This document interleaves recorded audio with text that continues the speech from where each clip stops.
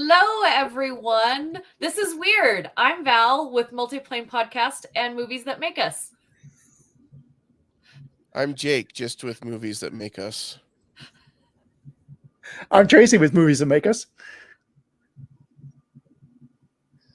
I guess I'm going to go in front of Ty. I'm Robert, Instagram Action Figure Theater, not with either of the podcasts.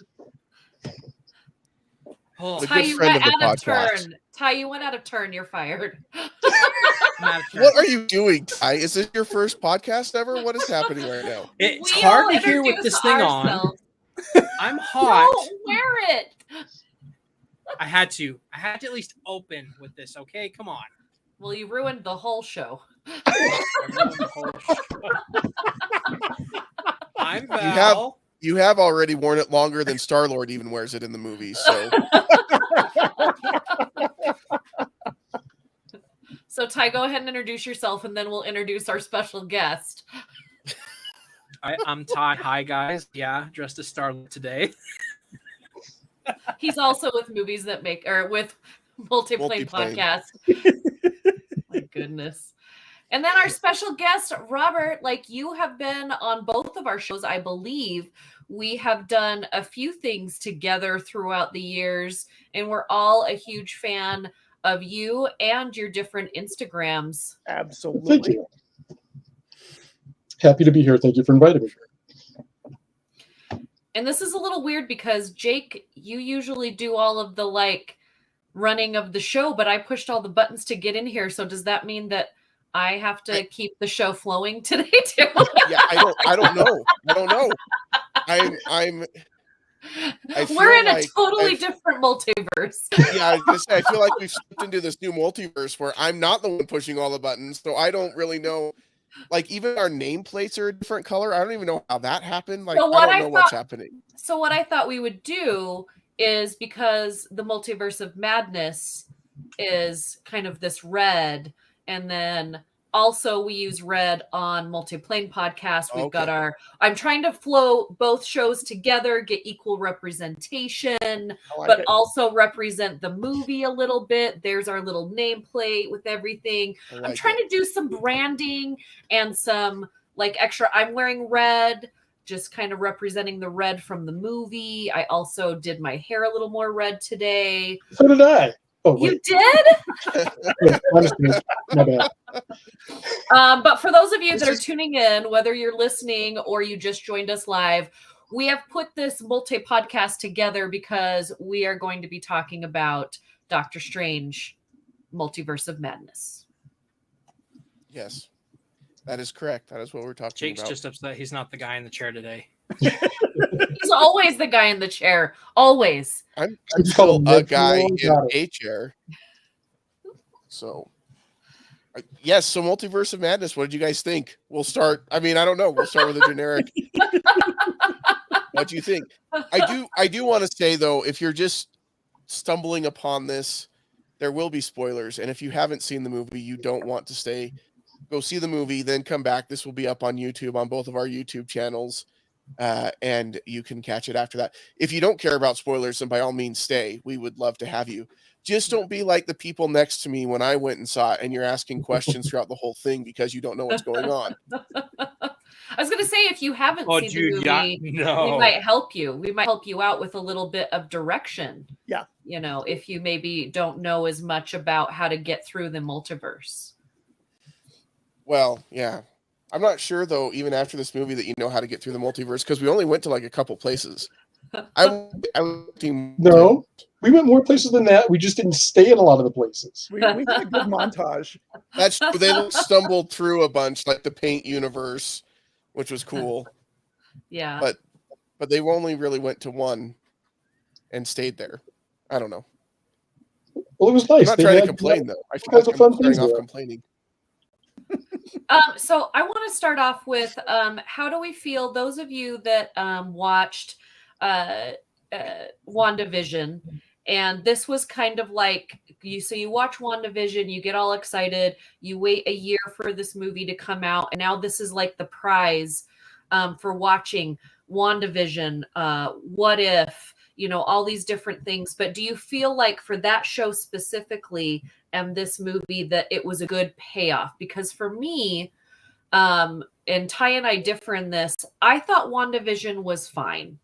I didn't hate it. I didn't love it. I liked where it was leading me. I liked it more every week when Ty explained things to me that I didn't understand. And then I was like, oh, that episode is so much better because now I know what actually was happening.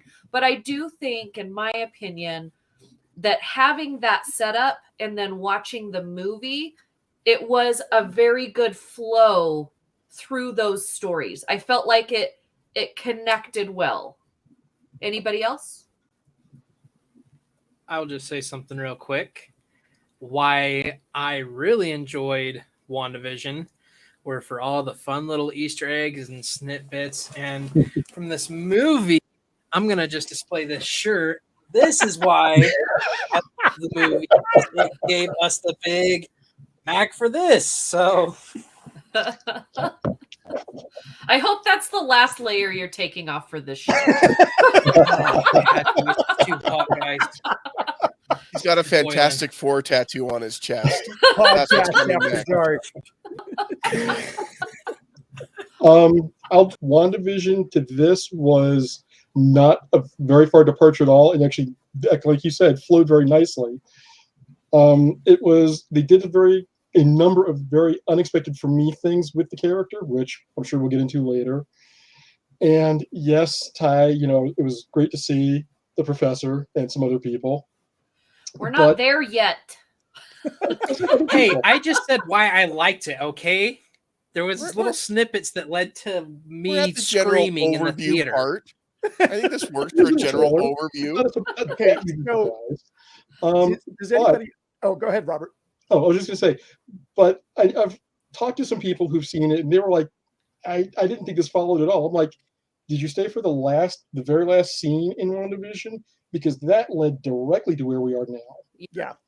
And I think that a lot of people thought that they kind of did untoward things with Wanda, having seen the 8 episodes, but not staying for that last little bit. Yeah, and it's interesting. I think the thing that's kind of tying phase 4 together is like Marvel is kind of like making us all go into therapy. Like this is all about trauma and loss and heartache and death. And, there's a lot going on in this. And I'm with Robert. I did not feel like this was a disservice to what they did in WandaVision. I felt it led directly into it. I mean, they require you to fill in some of the blanks. I mean, some time has passed and she's obviously been with the Darkhold and the Darkhold has done terrible things to her, but it's all right there. So I didn't feel like her becoming more of a villain was a major departure. Can we just for a second, when you mentioned that phase 4 is kind of putting us all through this like therapy, are we at a weird spot where Bucky Barnes is the most mentally healthy of all of the heroes so far in phase 4? He's the one seeking help. He's the one trying to deal with his mental issues. Between Sam and Bucky. So Sam's head is on pretty straight, I would say. That's true. Yeah. That's true. Yeah. There are other people, not so much. Yeah. Okay. Sam and Bucky are doing all right. Yeah, but Bucky's still, when those two are the ones that we want to Those are- strive for. when Bucky is your picture of mental stability, you know that things have gone awry. When you're sitting, I'm just saying, he's seen some stuff and he's made it through. I'm just saying. when you're sitting around the multiverse circle of therapy and friendship, and everyone says, everybody give a round of applause for Bucky. Maybe you all need to look at what Bucky is doing and his journey and add more of that into your life. And we've got Wolverine over there crying. We've got, I just picture this. Can somebody please animate this therapy circle of the multiverse? Because I want to see it. Yes, I will do that. Thank you, Jake, for starting this craziness. I do love what they've done with Wanda's character in this. I do think it is a natural continuation, like we've said, of what we saw in WandaVision, and a lot of what we've seen in the comics from her, because she's always kind of been this side or that side. She's never always, she hasn't been always the hero, right? And this time she's definitely not the hero in this movie. That's what threw me for the biggest loop, because as I was watching all of the trailers for the movie, is I really thought that Doctor Strange was going to be the big villain. And in a lot of the universes, the multiverse, he is. But in the bigger picture of us watching and looking in, he's not. Like, he's not the villain. And so I really thought he was going to be the big villain that we had to figure out. And then in the first 10 minutes of the movie, I was like, oh, dang, she's it, man. She's it. And then I just leaned in. Are you asking when Val leans in, you know Doctor Strange? What? So if the other Doctor Stranges were all villains and we got the not villain, are you asking why do we get the broken Doctor Strange? No, I do think, like what's wrong with our Doctor Strange? No, what's wrong with our Doctor Strange? Why can't he be the villain? No. I didn't say that we didn't have the villain. He wasn't the villain to us. Yeah, we got the busted one. I don't think so. I think that every Doctor Strange, just like is said in the movie, every Doctor Strange causes problems. Yeah. And it just depends on how far he's caused some issues. He's helped cause issues. And so, no, I think that Doctor Strange is very much like Iron Man in that when he tries to help, because he's the one deciding what's the kind of help we all need to have, that's when things go wrong. But that's also why I love both of their characters. So. Well, and I love this completely out of left field, but there's a quote that I love from the movie Rabbit Proof Fence. And Kenneth Branagh's character says, when will they ever accept what we're trying to do for them? And to me, that is like one of the scariest lines of dialogue, because that's where a lot of really bad issues start to happen, is when you say, I'm going to do this for you, for your own good, whether you like it or not. Yeah. And that's what a lot of our superheroes has done. I mean, Iron Man did it, but also Ultron was the same way. And then we have Doctor Strange, who that's basically what they're pointing out the whole movie, is that you have to be the one with the knife. You have to be the one in control. You know, you have to do that. But if you look at most of our superheroes, especially in the Marvel Cinematic Universe, most of the time they're the ones making the decision. So whose decision is the right one? There is a very gray area between good and evil in here, which is that constant battle that we're in. I just say whatever Steve Rogers says, that's usually the right choice. See, I was going to say these Covian Accords apparently know what's right for everybody. So I guess he's going to duke this one out, Jake.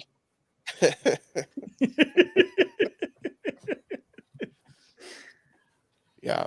So, I do think it was a great exploration of the Stephen Strange character in a really creative way, because you get the egotism, I think, in the first Doctor Strange movie, but this really delves into what drives that. And really, I think because as you see the different Doctor Stranges in the different multiverses and the decisions that they made and why they made those decisions, you really get to see why he always has to be the guy with the knife and why he always has to be in control. He honestly thinks he's better than everybody. Like all the time. And only Benedict and only Wong knows that he's not. Sometimes he does know best, but it's that roll of the dice of when. And speaking of Wong, this leads me into, I'm gonna throw this out there. We're only 14 minutes in, but one of the things that really bothered me about the movie, here's my 1 out of 2 issues with this movie. There was a perfect moment for this franchise to bring in Shang-Chi. It would have made total sense. The entrance would have made sense. The timing would have made sense. You had Wong in his movie pulling him through, and now he's supposed to be there, and we have this big fight scene, and he could have stepped through and fought. He didn't need to help win. Something could have gone wrong, whatever. But you introduced me to Shang-Chi. You wanted me to like Shang-Chi. You want me to go to the box office and watch Shang-Chi. You get me excited. So now I'm excited. And then you have a perfect opportunity to have him in one of the biggest franchise movies of the year to help make him better and bigger and more well-known and well-loved. And then you totally effing shaft him. And I'm angry about it. So to that point, somebody else I was reading something somewhere recently where somebody said that for 20 X movies, Marvel has gone and done kind of a domino effect where this movie leads into the next movie, leads to the next movie. And we've kind of gotten used to that. Like, every movie is going to have something that tells us something, a little clue about the next movie coming up. And it seems like so far in phase 4, nothing is connected. So Right. they're kind of going, I'm not sure if they're using the multiverse as their linchpin for doing this, but everything is eventually going to come together, I'm sure, because there's got to be some payoff at some point.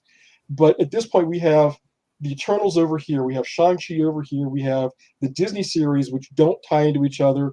You may get a passing reference in one or the other to another series, but there's no real connective fiber between any of the movies or the TV shows in Phase 4 to this point, with the possible exception of Hawkeye with Yelena Belova. Mm-hmm. But outside of that, everything else has stayed pretty separated and individualized in its own little compartment. And maybe that's one of the things they're saying, that it is connected. Right now, the threads are much more tenuous than they have been before. So you're tied to Shang-Chi. Yes, they had Wong in there, who would have been the perfect way to introduce him into this movie. But I'm not sure that when we're going with a supernatural horror movie, he would have been the right fit. So I can understand them going, maybe not this time.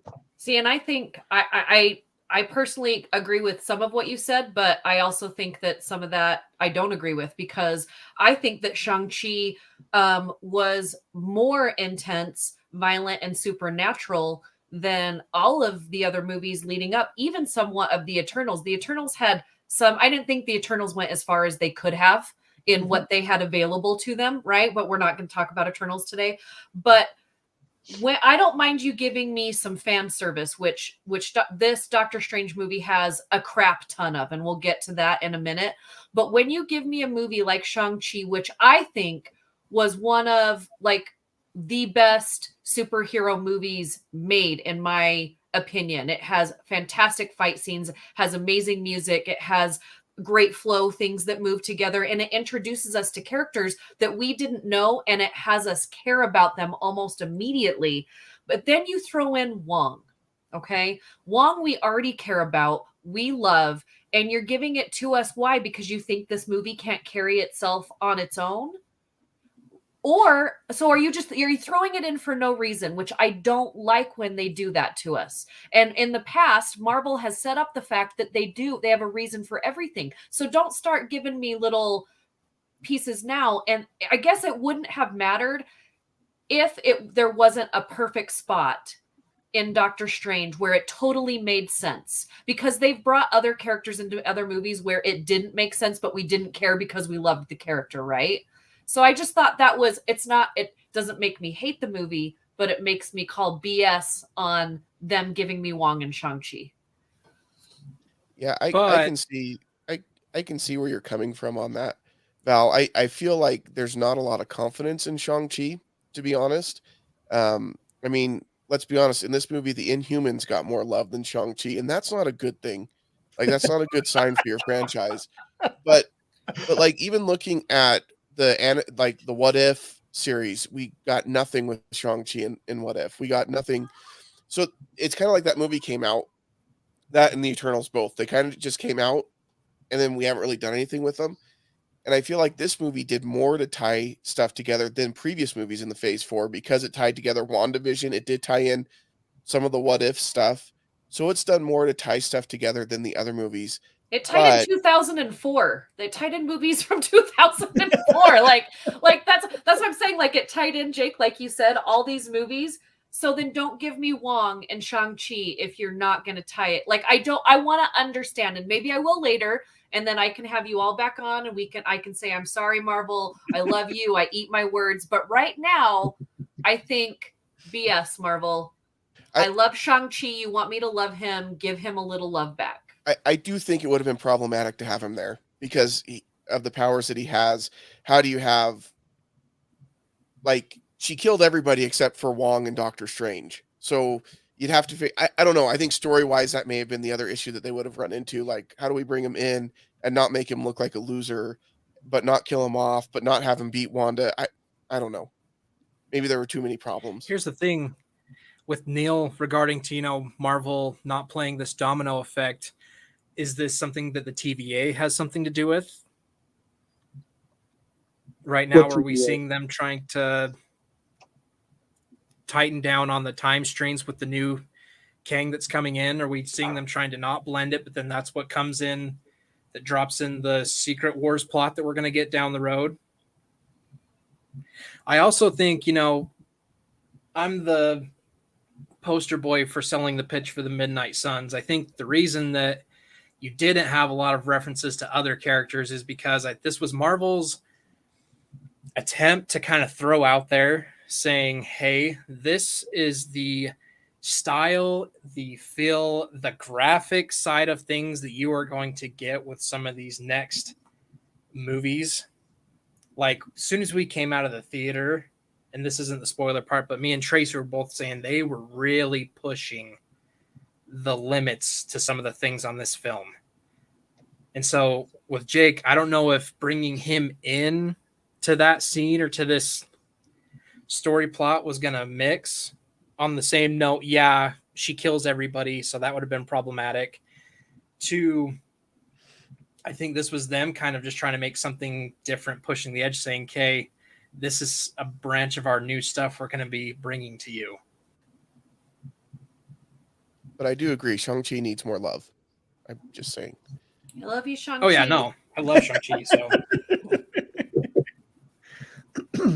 Even if his rings are wrong, it's fine. This does continue a tradition of other Avengers not showing up when major things are happening. Yeah, but this is what has been 20 years ago. If I went and saw a superhero movie, like if I went and saw X-Men, right, I never expected Spider-Man to be in that movie. Oh no, I never expected anyone else from the Marvel Universe to show up. Even seeing Batman or Superman, you never expected them to show up in each other's movies. But now Marvel has spoiled us with this idea of this connected universe. And so then that's our expectation that like, oh, we'll see who else is going to be in this movie. And then it feels weird when we have this major event happen and none of the other superheroes show up. I mean, that's weird. It's kind of like, but when you look at Man of Steel, that was really weird that the whole city Metropolis is destroyed, but like nobody really shows up to help Superman out. He's kind of just there to clean up his own mess. What are you talking about? Bruce Wayne was driving his Jeep through the city. What are you talking about? So I think we've been spoiled, but it does start to feel weird now because we're used to that idea of, who's going to show up and why don't these superheroes show up? But yeah, another major event happens. Eternals, I think, was a great example of that. This huge giant thing comes out of the water and like nobody's talking about it. They're like, that's a Thursday. Yeah. I mean, we've got giant gods fighting in Egypt. We got the moon changing, universes shifting. You got all sorts of weird stuff going on and people just don't seem to care. It makes you think that as a Sorcerer Supreme, like Wong or Doctor Strange, they're not very good at their job. Like the whole night sky shifting and everything changing, like that should throw up some red flags. Or are they? And the fact that they've cast a spell that just makes everybody go, Thursday.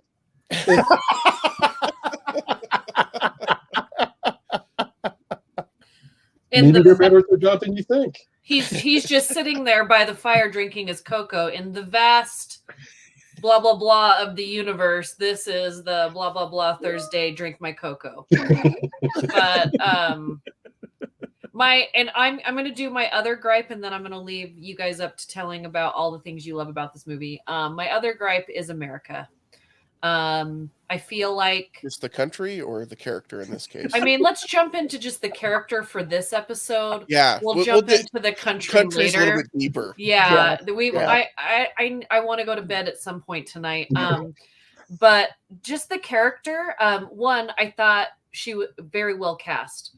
I do think that this actress held her own when she was given the chance to next to Benedict Cumberbatch. But I felt like a little bit of this was a check the box, check the box, check the box. And I didn't get enough of her or deep enough cut of her to care about her, and I wanted to care about her more. The one thing that I did not like about, there was two things I didn't like about Beauty and the Beast, the live action film. One, it was frame by frame done. Why do you make the stupid movie?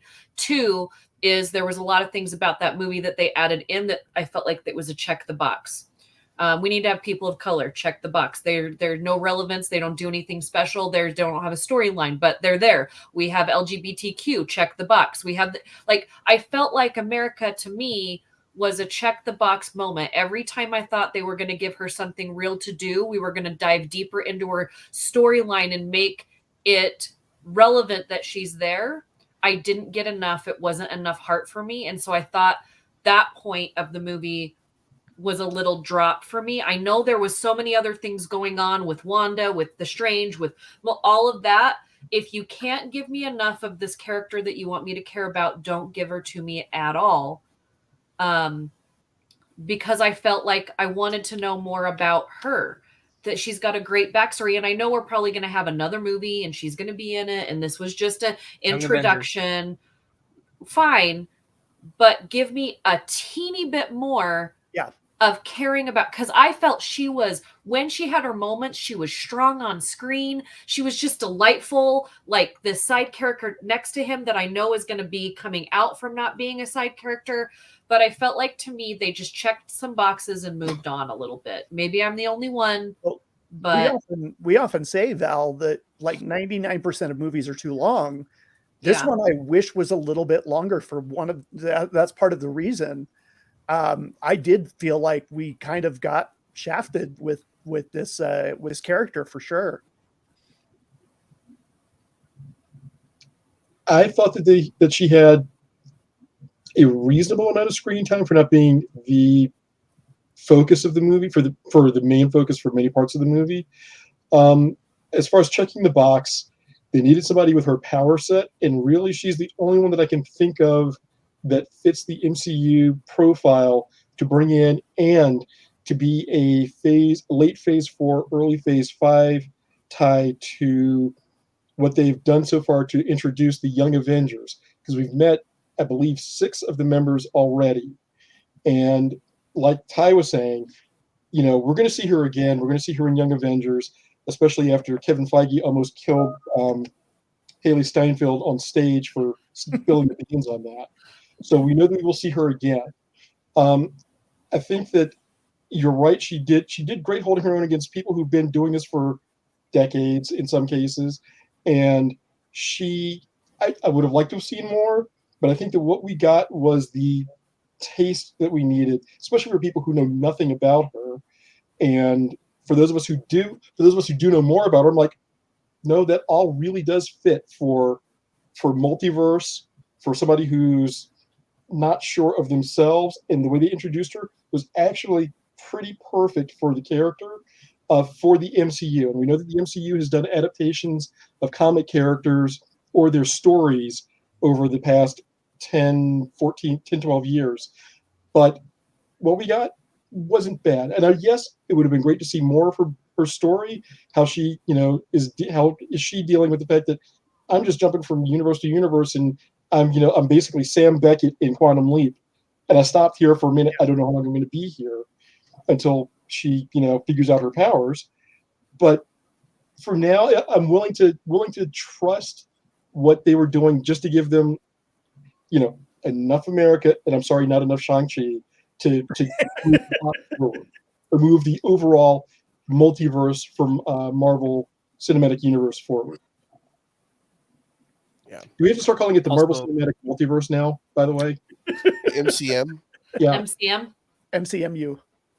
I'm about to say also going to be one of the most notorious Nexus beings in this entire saga. I hope not. I really you guys don't know. Say that again. What was that, Neil? I said I don't want it to be her. I want it to be Man-Thing, because that then will go back into all of the horror, all the Midnight Sun stuff. So I'd like her to be a Nexus character, but not the Nexus character. I literally just, before we jumped on the show, put down a copy of The Thing and Man-Thing in Marvel Group Duos. I wish I had it next to me to show you, but I'm like, oh, when are we going to bring in Man-Thing? but from a standpoint, I feel like she's going to be one of our main Nexus beings that's going to play into this storyline. I'm with you, Neil. If we have Man-Thing come in and he's a big Nexus being, yes, but from what we've seen so far, and if you guys don't understand what a Nexus being is, go back to Loki and WandaVision. That's on some of our other shows that we've done on Multiplane Podcast. We've talked about how Loki is becoming a Nexus being. Wanda is hands down a Nexus being. A Nexus being someone who, messes with the multiverse, can change pivotal moments and events, different things that are leading up into this multiverse saga that we're coming into. And I think America is going to be one of the biggest heavy hitters in that. Well, I definitely think we get the impression that she's going to have a larger role to play in the MCU from this movie than what we saw in this movie. Like, I don't think this is going to be the last appearance, and I think that that's clear in the storytelling. I hope it's not the last appearance anyway. I don't know. Maybe they'll Shang-Chi her, and this will be the last time that she appears on screen. Who knows? I would be fine if Shang-Chi wasn't in this movie if they wouldn't have given us what they gave us in his movie. No, and I wouldn't have expected him at all. Yes, I agree with you, Val. But I do also feel like they gave us that character, and then they're just like, oh yeah, we should probably do something with him eventually down the line, maybe. Yeah. Throw him in there. Yeah. So. Oh. Well, nobody has brought up what I'm seeing online as the big plot hole, which I say plot hole because I don't think it's actually a plot hole, but there was no Vision in this. Like, Vision didn't show up at all. What are your guys' thoughts on that? I personally didn't have a problem with it. That's why I said it's an air quote thing. Yeah. I didn't expect to see him. Well, and I haven't seen WandaVision for a while, but doesn't the White Vision not necessarily have the emotional attachments to Wanda? Isn't that correct? Right. Correct. So correct.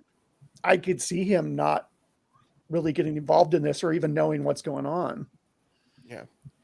I mean, because Vision's dead. He's dead. What? What? Spoiler. It's like Zendaya's quote. If I kill you, are you dead, or just not breathing? That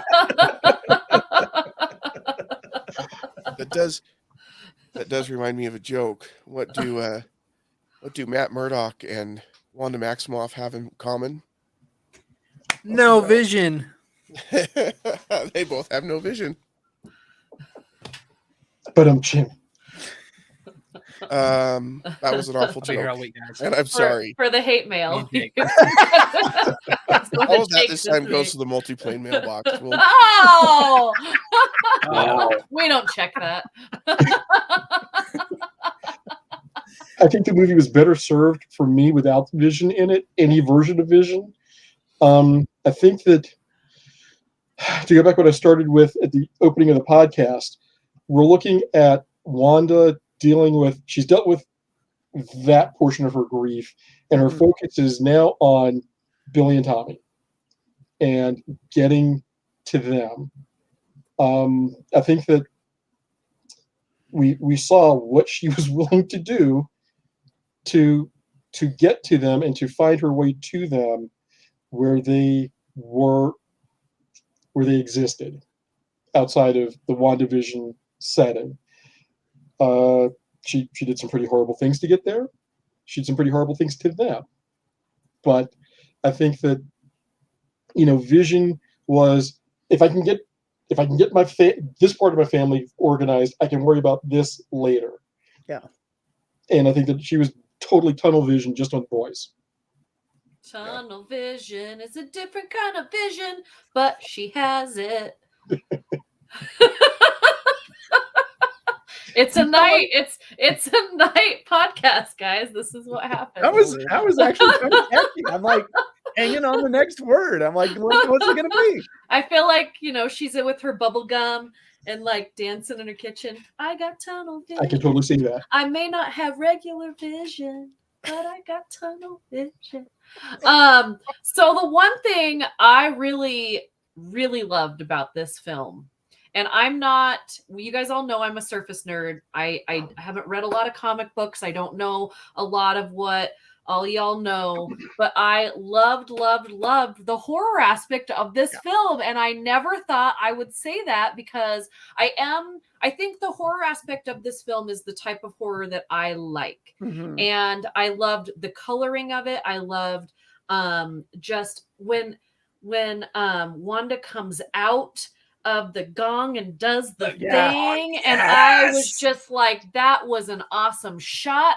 But then you also see the little what are the like little death guys that come up and remind me a little bit of the Mummy movie. Like you kind of have so I was just the spirits. I was like, that reminds me of the Mummy. This reminds me of this movie. This reminds me of Indiana Jones. This, like, there was just a lot of cool cinema happening in this movie that outside of all of the fan service that we're going to talk about in a minute, like I absolutely loved the pacing. I loved where he went with the horror elements. I don't think it was too far. I think that if your kids are already watching like the different series, Loki, WandaVision, you know, they watch that. I don't think this is too much for like your 10 and up, depending on how do you raise your kids. If they're already watching Sam Raimi movies, this is going to be like eating ice cream.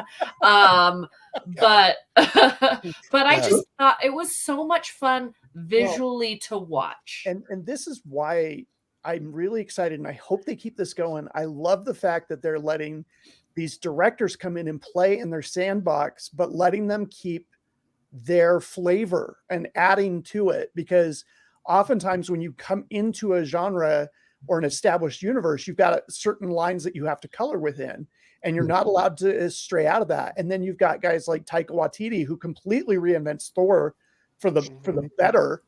Then you get Sam Raimi coming in, who brings his madcap, delightful horror skew to it. And it's like, I like that. It makes the MCU much more interesting. MCM, excuse me. It makes it way more interesting, and it also makes it a little more unpredictable. Like you think about like, okay, what would other directors do in this universe? Who's going to step up and play next? So I hope they keep doing it. So you want the Christopher Nolan Punisher? Got it. I would probably watch that, although Nolan has taken a little bit of a hit the last couple films for me. But yeah, Tracy's not a huge fan of the Nolan right now. Not his recent stuff. His early stuff I love. We could do a Christopher Nolan Punisher movie. We wouldn't be able to hear any of the dialogue throughout the movie.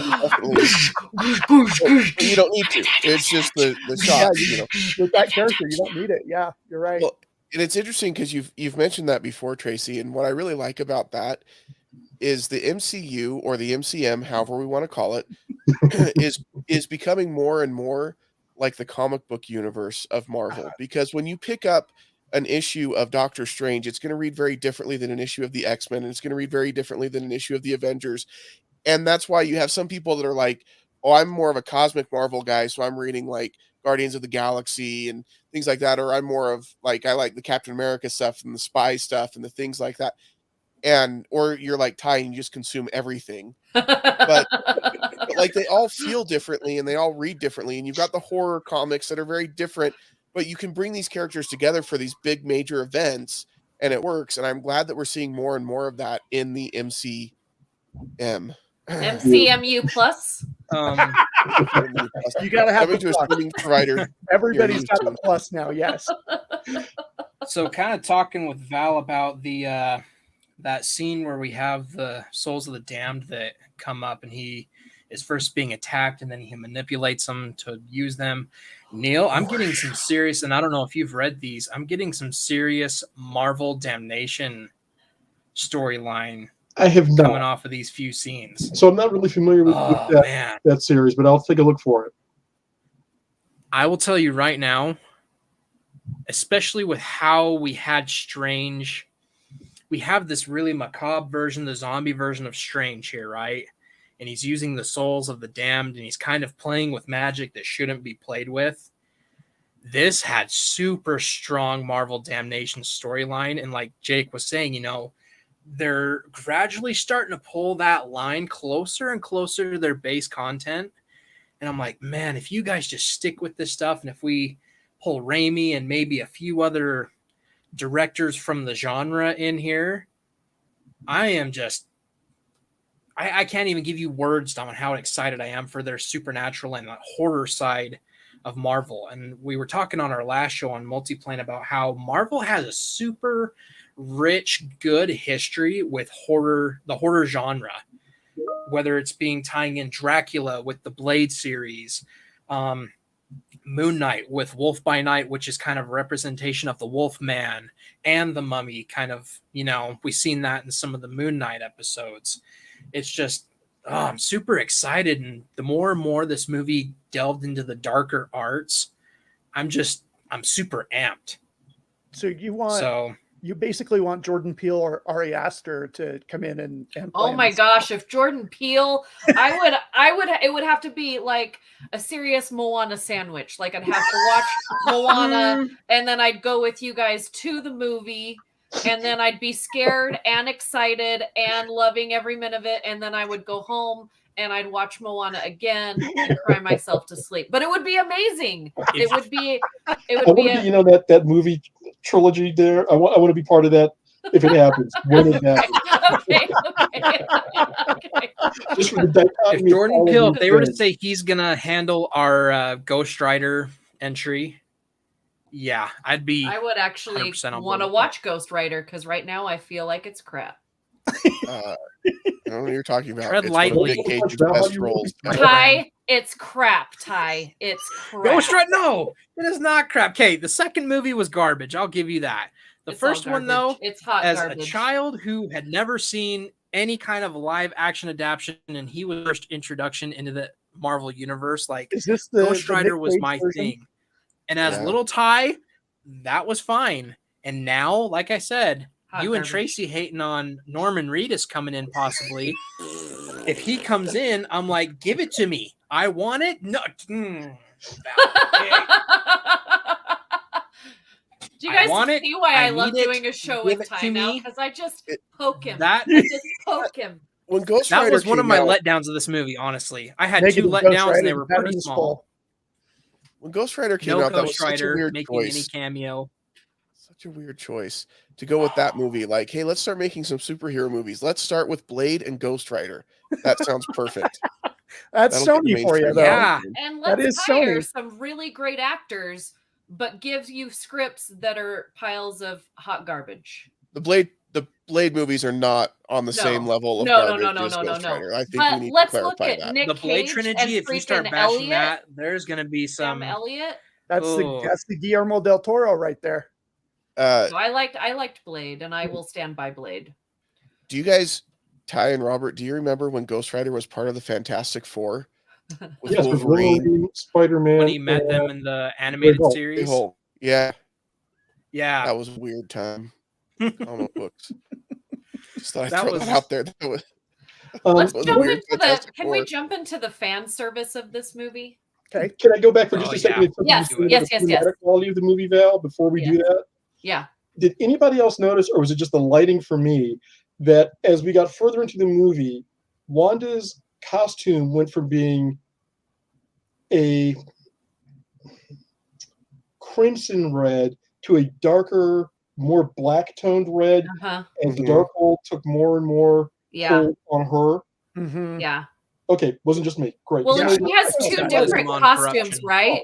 She has two different costumes, right? Because doesn't she have more of like a witch costume in the beginning and then it's a more battle costume towards the end? I think it's similar to the way they showed it at the end of WandaVision, where it had the sleeveless kind of top with the hood that when she flew off, they wound up having a hood with sleeves. So I think that's more we got the transition between those two forms of it. Yeah, that's why I'm just saying there are two separate ones though. You have the one with sleeves and then the one without sleeves, because the bodice is a little different as you get towards the end of the movie than at the beginning. Both. And also, I love how they have her kill everyone as a mom. She's dressed up as a soccer mom, just killing everyone we love. She goes in there and just like your mom telling you can't read any of these comics until you get the kitchen clean, she kills your dreams. She kills every character that we love and she puts it to bed and she just like literally moms us to death. The most at the end. Like, okay, I'm good. Moms us to death. We've gotten Moana Sandwich, Moms us to death, and MCM so far tonight. MCMU Plus. MCMU Plus. And I do, before we go to the Easter eggs, I love, and this is only something that Sam Raimi could have pulled off. We get the line from Doctor Strange about you had the power within you this whole time kind of line.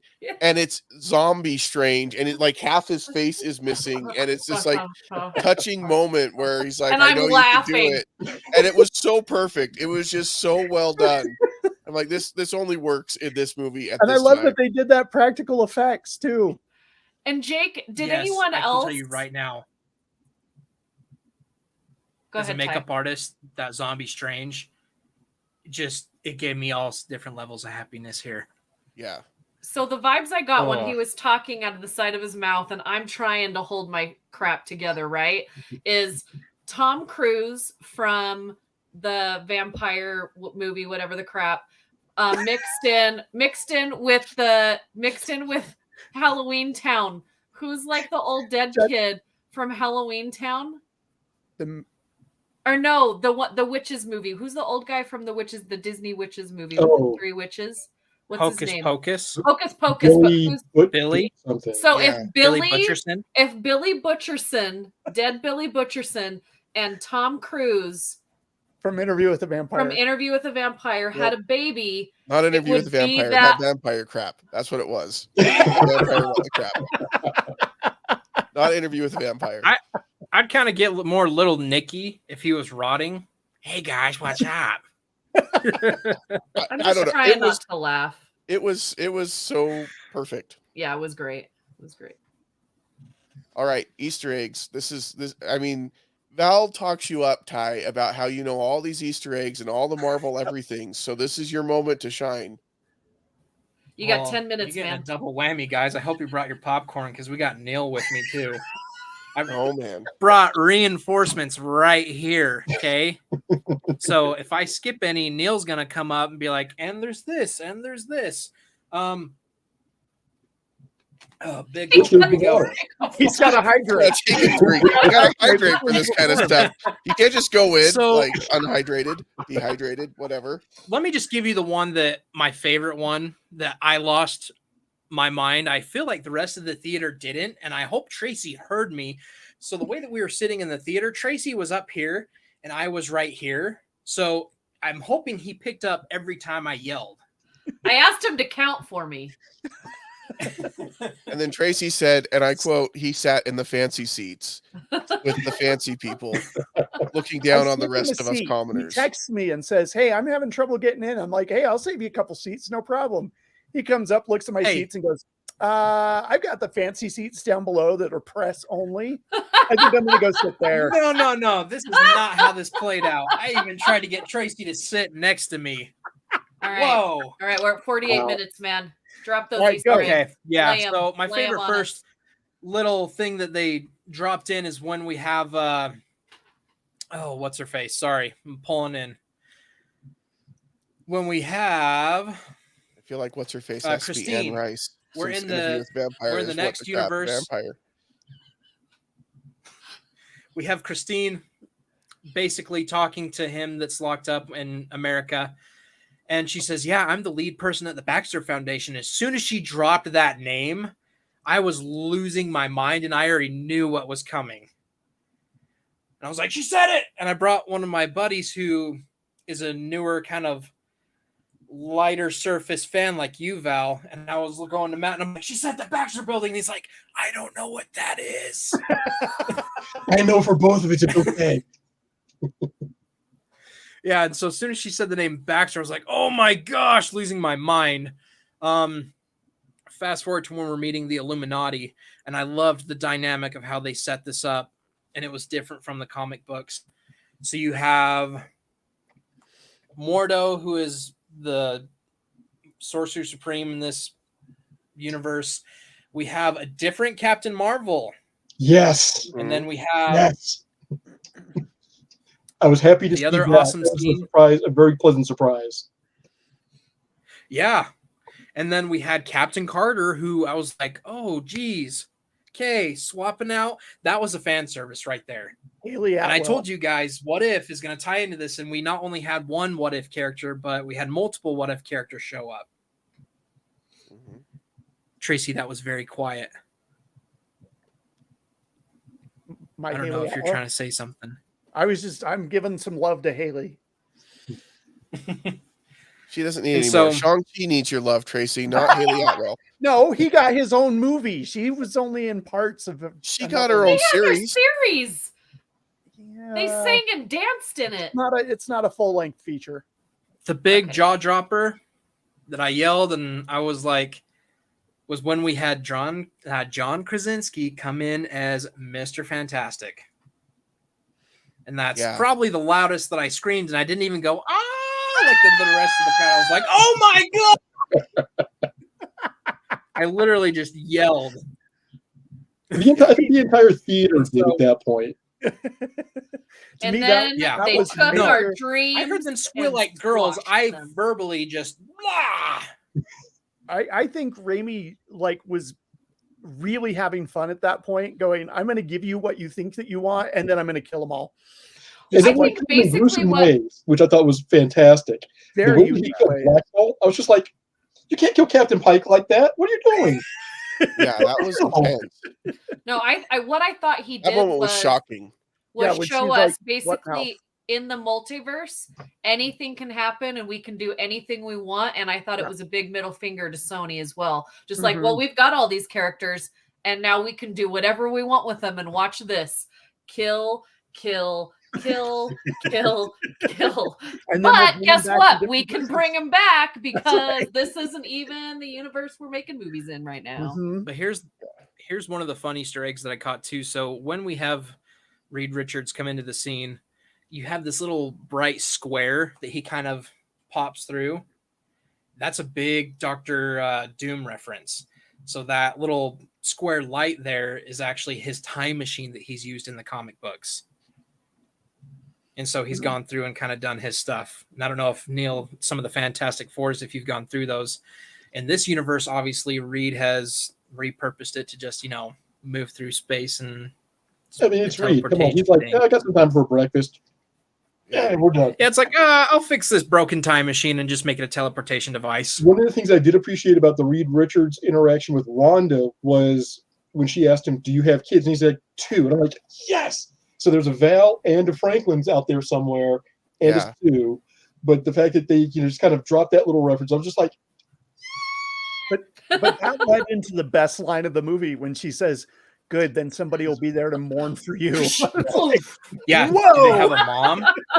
And we're referencing Sue Storm there. Good. Yeah. At least they'll have someone. Yeah, that Because I'm was. Which killing you ma- right now. It almost foreshadows, and if I see this in the future, cool. If not, I'm not as mad. But there's a storyline where I believe it's the Human Torch that dies. And basically Spider-Man comes in as a Fantastic Four member at that point. And so now it's like, okay, are we going to see this again where Reed is the one who's dead and now Spider-Man possibly pops up as that Fantastic Four replacement? It's a cool jump in the storylines. I really should have just wrote all these down and nipped through. I gave Neil, you do you a wanna week, call out a a few? week worth of time You to had get one your job. notes together. One I job. I was super excited to see Charles Xavier. We knew that was coming from the trailers, but I was even more excited to see him in his hover chair instead of just a normal wheelchair. Yeah. That was awesome. That Well, not reminded only me of that, Saturday but morning 1990s cartoons. X-Men. but when Astral Xavier was walking, I'm just like, yes. Yes. That Yeah, was there a were- great one for me. So many great moments. I loved how we also had a callback to the we talked about this on our show, The Days of Future Past, which is probably one of my favorite X-Men movies. He picked the same line that he gives himself when he's kind of doing that thing with his younger version where he says, even though we've made mistakes, we might stumble and fall, we still have to help them along the way. He gives that line back to Doctor Strange And to Mordo, as we're sitting here like, hey, our Strange messed up, but that doesn't mean this Strange is going to be just as bad. You know who I would have really loved to see come in instead of Mordo on that council? I would have really loved to see Brother Voodoo, and I hope we get him in the MCU. That would be an interesting choice. So, especially as he has been recently the Sorcerer Supreme in the 616 comic universe. So it'd actually be an interesting choice to have him show up. Especially if something happens to Wong, which we, at one point, we thought Wong was going to die here. Let's talk about his little third eye that pops up at the very end. I mean, we see Sinister Strange with it. Right. But what are your thoughts on, Neil, I'm jumping at you again because I like to pick your brain on this stuff. So we have Doctor Strange at the very end. He starts griping to his knees like, and then you just see the third eye open up. What is your feelings about that? I thought that it was a mark. The same way that Sinister Strange had it because he'd been manipulated by the Darkhold for so long. The fact that they were saying all through this movie, the Darkhold is power that nobody should wield, nobody should read it, etc. The fact that he used it for what we assume was a relatively small amount of time, and then it tainted him that quickly and that badly, I think that was a call out for me. That was that call out of just going, yep, you are touched by this power that you should not have been messing with, and here's what comes of it. I think it's interesting that they gave him the ability to mask it or put a glamour over it so that he looks normal and doesn't freak everybody out. Although I kind of like to see that, although most people be like, Thursday. Yeah, they're getting used to it by this point. Dude's got a third eye. What are you going to do? Thursday. He must be a superhero guy or a supervillain. No, and I'm taking it the complete opposite way. Like you're saying that he used, the book that long and it had that effect on him. I'm not thinking it was necessarily bad. Because even when we have, the first Sorcerer Supreme training him, she's like, you need to open your third eye, and clenches into his forehead, sends him spiraling through. A lot of the times in the comic books, he'll show up with that third eye. And it represents the eye of, So, and if you guys don't know what that is, it's his pendant that he's wearing through Doctor Strange, Infinity War, Endgame, that holds the Time Stone. This, I feel like, is him gaining that back in a sense, because the eye is not always necessarily a physical object that he wears. It's something that's now personifying itself through him. It gives him extra abilities. So I'm excited to see, like we said, we have very cool dark stuff coming, and I'm excited to see his abilities as the Sorcerer Supreme grow.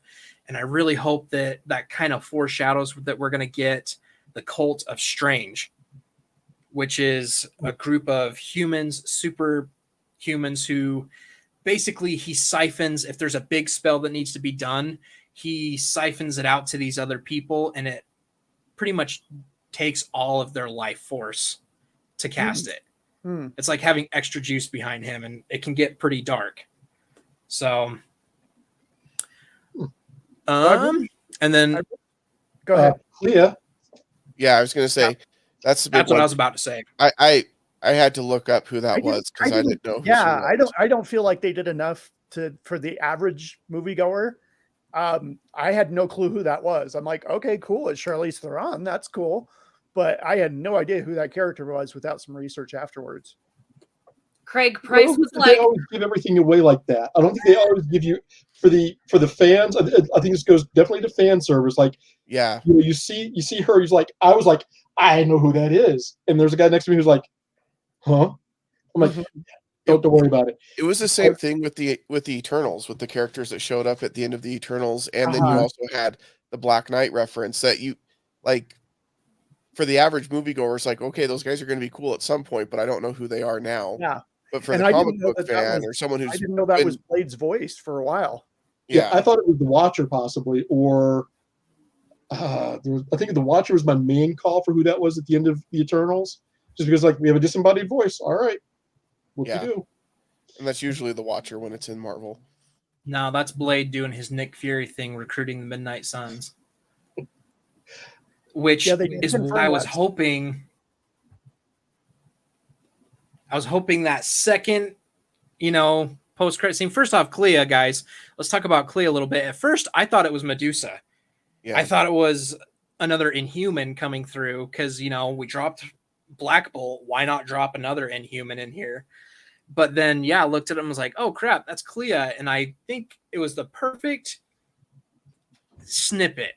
So, we just got done with him admitting, okay, Christine, you and I cannot be together. That is all right.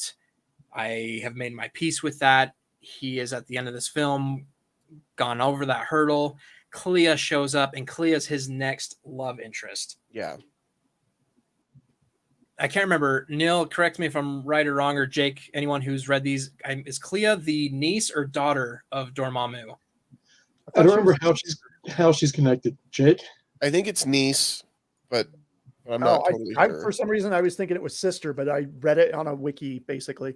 Yeah. But not only his next love interest, she has also been his student, his teacher, and a Sorcerer Supreme.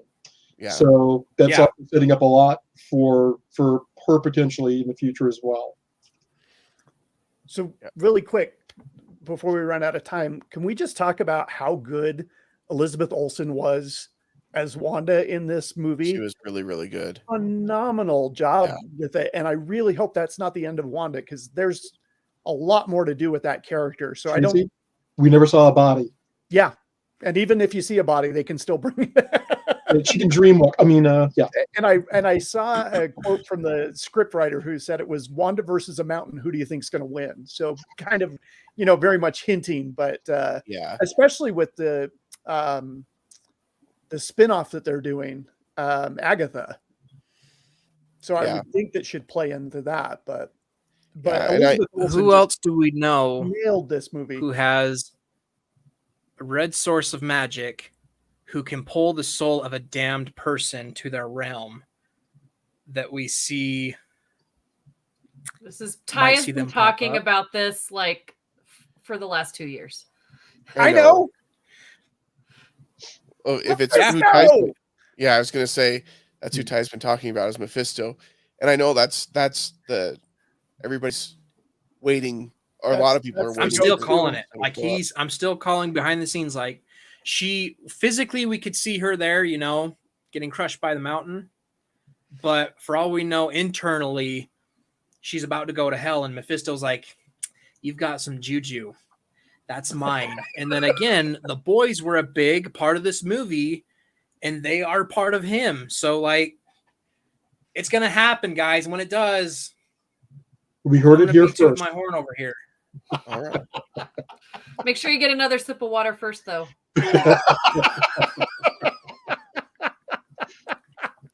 Wanda Maximoff in hell. No, he's gonna do the Gatorade bath, Val, at the end of a big sporting event, and they do the big Gatorade pour. To himself, he's just gonna pick it up and dip it over his own head. I've got 2 of them at home. Surprising no one.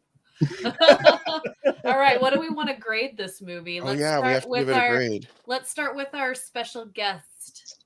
Wow, no pressure here. I actually think it was I think that it was well done. There were a couple of flaws, but I totally ate up all of the fan service. I'm going to give it a B plus A minus easily. It did things that I didn't expect.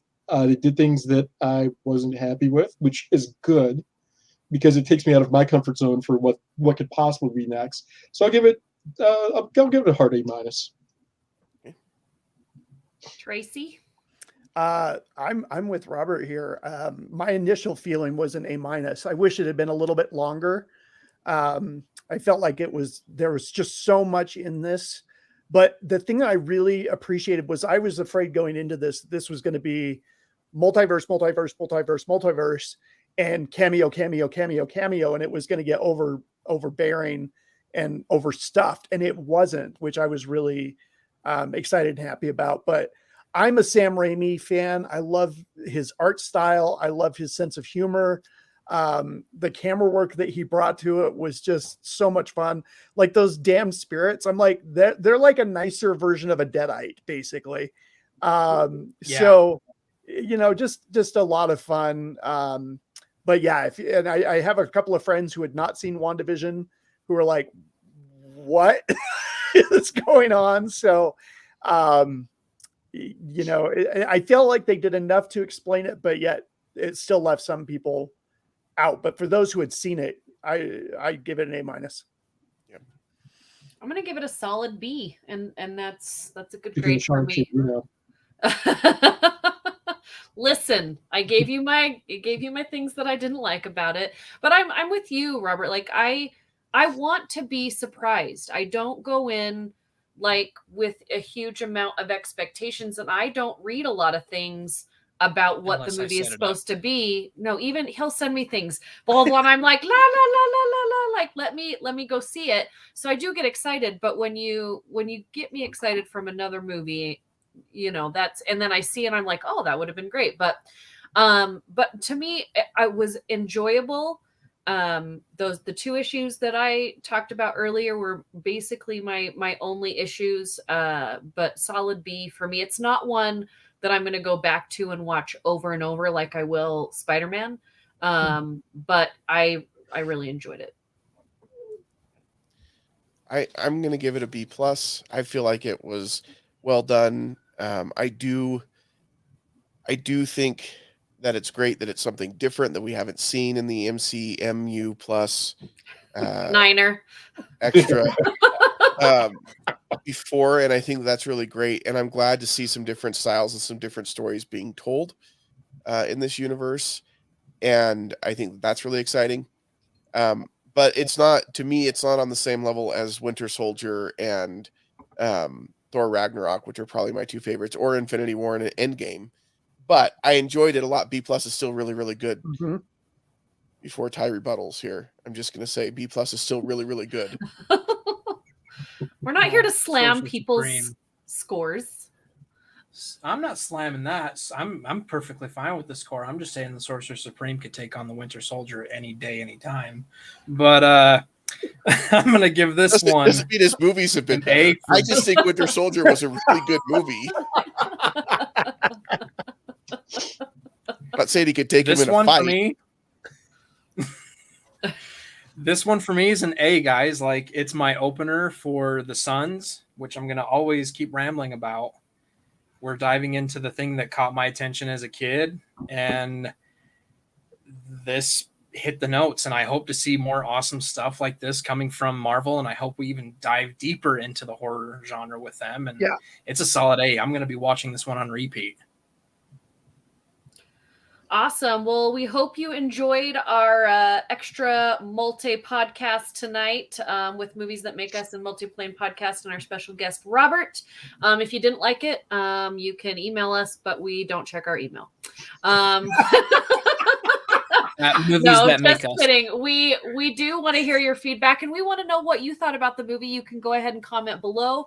Please subscribe to both of our YouTube channels, our Facebooks, our Instagrams. If you want us to talk about a specific movie coming up, let us know. I know that next week on Multiplane Podcast, we are talking about the new Disney Plus movie, Chip and Dale Rescue Rangers, which I watched 3 days ago, and I gotta say, so much fun. So we're gonna let Ty watch it, and we're gonna talk about it with you guys next week. As far as Movies That Make Us, what are we gonna do, guys? What's our movie? We are gonna do something amazing. Rescue Rangers. You're just gonna have to tune in and see how amazing. How amazing it is. We love you all for being here. Thank you, Robert. You're amazing. Not only an amazing dresser, but super smart. Seriously, go check out his Instagram. It is so much fun. Yep. This man has been my guru for toy photography. Like, he has endured hours and hours of me messaging him. and it sounds like maybe coming soon, a photo of that MCMU plus therapy session. Please. Oh. It's coming. We may have to also cosplay that at FanX. I'm in. I call Fat Thor. Xavier. All right. Thank you, everybody. Have a wonderful evening. Bye. Bye.